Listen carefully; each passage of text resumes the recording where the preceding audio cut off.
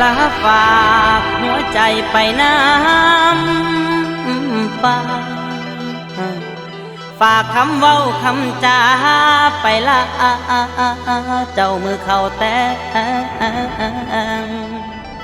หลายคนใจบ่แข็งมันเหมือนแห้งอ่อนล้า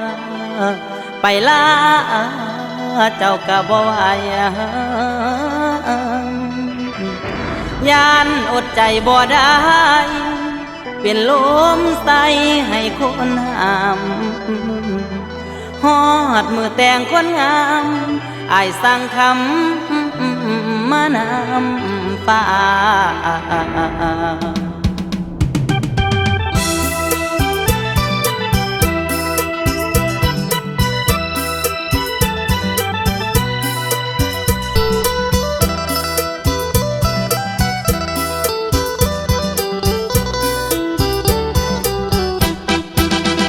ฟ้าสั่ง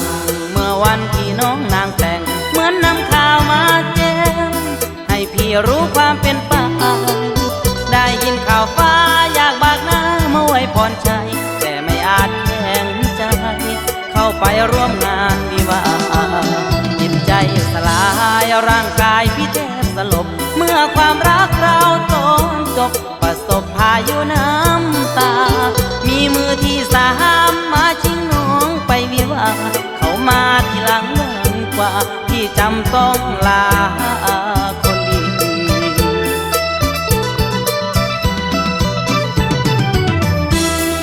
ความจริงที่อยากมีเวลามาเห็นหน้าจากหน่อยขอเวลาเล็กหน่อยสำหรับเจ้าสังลาใจบอกกล้าย้อนว่าหากนางลายแนวหัวใจมันอ่อนไหวยิดลาอาศัยป่าเอาคำลามาส่งยามในป่าลันโป่งคือเสียงอายสังลายามใดฟ้าโยนอ้างตะโกนสั่งฟ้าในใจฟ้า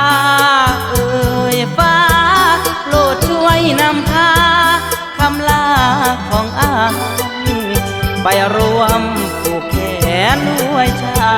กระซิบหัวใจว่าพี่จำคำลาอยากมาพบหน้าเจ้าสาวอยากเห็นเจ้าบ่าวผู้เขามีวาสนาแต่คนแพ้ใจไม่กล้าส่งใจตามฟ้ามาขอลาน้องไกล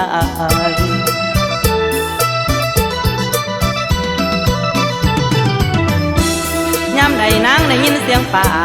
ย่ำใดนางได้ยินเสียงป่าสลาเวลาฟังเสียงป่าห้องแน่เป็นภาษาใจคนหักแท้